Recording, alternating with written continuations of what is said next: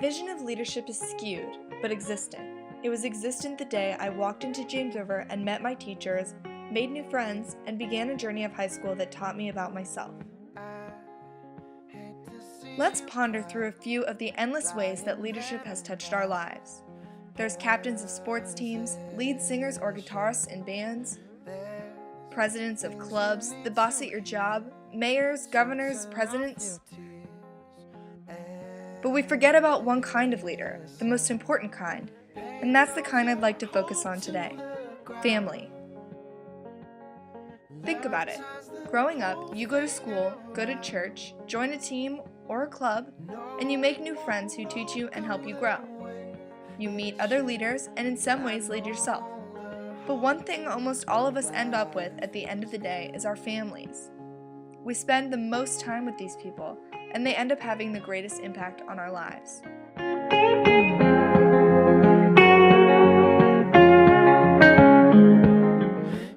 For our last project, we had to present 10 PowerPoint slides that gave the class an idea of exactly who and what has influenced our lives the most. And nearly every single student in the class somehow incorporated their family.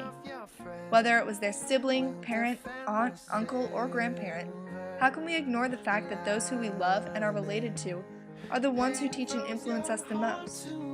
These are the constant leaders we follow growing up, who teach us not only how they believe is the way to live, but teach us about ourselves and teach us how we want to live. My mother grew up in a very big family that had very little money. Her childhood was extremely different than mine was. Being one of many children, my mom often went forgotten.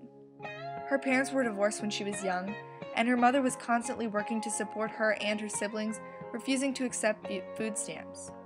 Surrounding my mother in school and with friends was a constant influence that girls weren't meant to go to college or exceed past men in life. My mother's parental influence was skewed, but stood strong in the back of her mind. She was not influenced by her father, but she looked up to her mother, my grandmother, as the strongest woman she knew. My grandmother worked several jobs and did everything she could to support her family. So, when time came for my mother to grow up and be on her own, she didn't want to fall in pattern with all the other girls from her small town in Ohio. She wanted to be a hard worker, escape Ohio, and be able to take care of herself without a husband. My mother was the only female child of 14 children in her family who received a master's degree.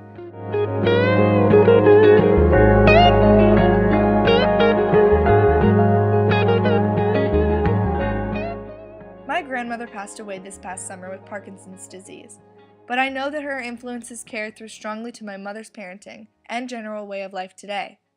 What I've learned about my mother and her experiences has taught me unbelievable things and inspired me in so many ways, leading me to believe that her and my sister are the greatest leaders to touch my life so far. You may argue that there are higher leadership positions that influence us further, and that could be true depending on the person you speak to. But some of our highest leaders, such as the current leader of the United States, President Obama, may be the perfect example of what I'm trying to get across. Obama has an entire country to lead and influence, but at the end of the day, what is most important to him and what he cares to lead or influence most is his own children.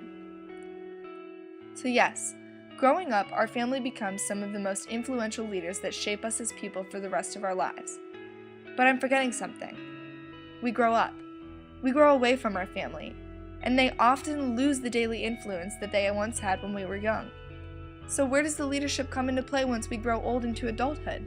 Who do we lead? Who am I going to lead? That's right, we begin our own family. Our lives begin to revolve around making not only ourselves, but our husband or wife happy, going to work and striving to achieve for others as well as ourselves. I, for one, want to have a big family with lots of kids who can learn and grow from each other and from their parents.